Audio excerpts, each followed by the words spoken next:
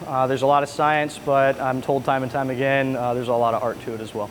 And I really kind of think so. It's kind of fun to play around with the fermentation and the distillation to see what kind of esters and flavor profiles that I can get. So that's where that art comes in, as well as the barrel aging part of it.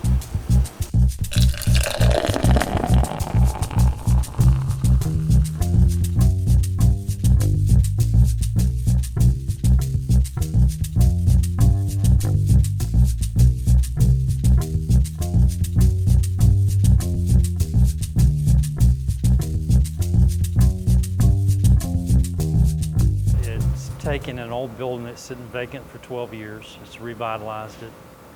In a way, it's modernized it, but still left edges and traces of the past. So you have the nostalgia from the decades of the past, and you've got modernization at the same time. So from an aesthetic point, say the ambiance, you have the feel of both in one building.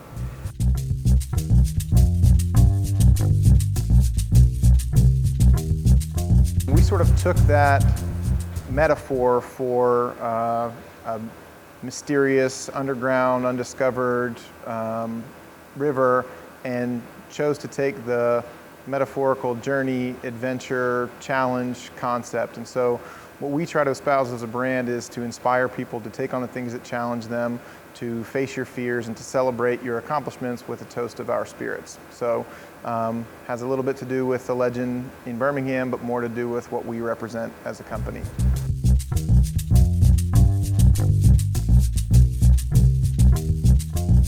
Most distilleries in the craft world, they only stick to maybe 2 or 3 different types of spirits, where we're going to be touching pretty much everything but Scotch. So that includes absinthe as well in the future. And each label compiles that portfolio, each style. So it's pretty exciting. This basket right here is known as the gin basket. That's all the way up there. I designed that one so we could do vapor infusions to create the gin and to create flavored spirits like flavored vodka. So whatever fruit you can think of, we can pack that full. Let's say peaches, and we can make a peach flavored vodka. We can do blueberries, raspberries, jalapenos, anything you can think of. The big guys, they use high fructose corn syrup and flavor additives in order to reach their flavor profile. We're actually going to use the medium itself and pack it into that column. And we're also going to be able to do rum, so flavored rums. Think of coconut flavored rum or coconut pineapple rum.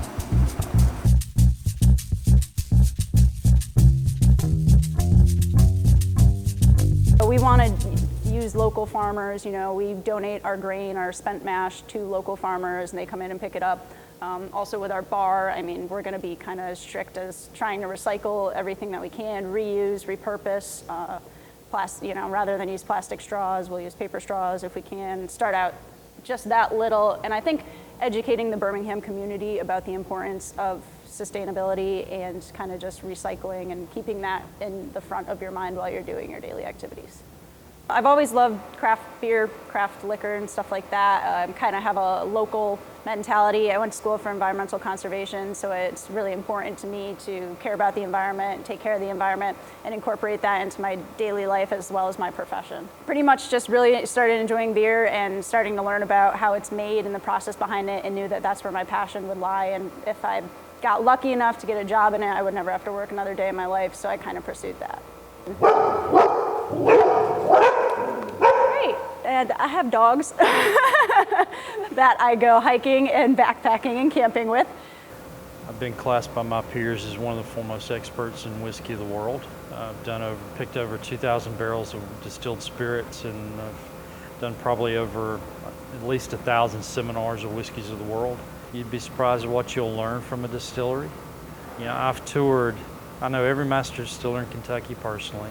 I've been to their distilleries probably 25 or 30 times each, and I learn something new every time I go.